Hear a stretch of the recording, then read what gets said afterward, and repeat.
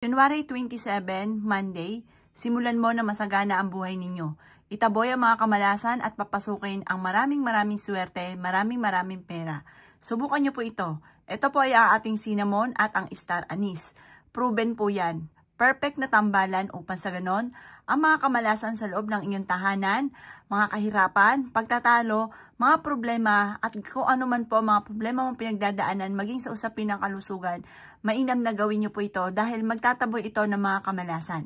Simulan natin ng Monday. Ang Monday, yan po ay simula ng araw ng buong linggo. Upang sa ganon, buong isang linggo o maaring buong isang taon pa na ikaw po ay puro kaswertehan ang darating.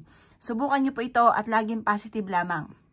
Ito ihihipan nyo lamang mula sa inyo pong main door, palabas naman po siya para lumabas ang kamalasan. Kung ikaw po ay lapitin din ng mga taong chismosa, pakilimera at inggitera, subukan nyo po itong gawin para layuan ka na nila. Or kung ano man po ang mga intriga at kamalasan na pinagdadaanan mo sa ngayon, gawin nyo po ito ay January 27, Monday. Ito po ay subok na napakaswerte, lalo na't panimula ng araw. Ito po ay magwi-wish ka po muna, harap ka muna sa silangan ng mga bandang alas 7 ng umaga. I-wish po dito na itinataboy nyo na lahat ang mga kamalasan nyo at huwag na muling babalik pa. Puro swerte ang darating sa inyo. Sabihin nyo dito kung ano yung mga kamalasan na gusto nyo pong mawala na sa buhay ninyo. Halimbawa, lubog ka sa utang. Lahat ng mga utang ko ay mababayaran ko na. Halimbawa, lahat ng mga problema na pinag-aawayan mag-asawa or kaya ng anak ay masusolusyonan na at lahat ng malas ko ay mawawala na. Ganun lamang, lahat ng utang ko mababayaran ko na. Ganun ang mga pag-wish na walang gamit na sana, direct to the point.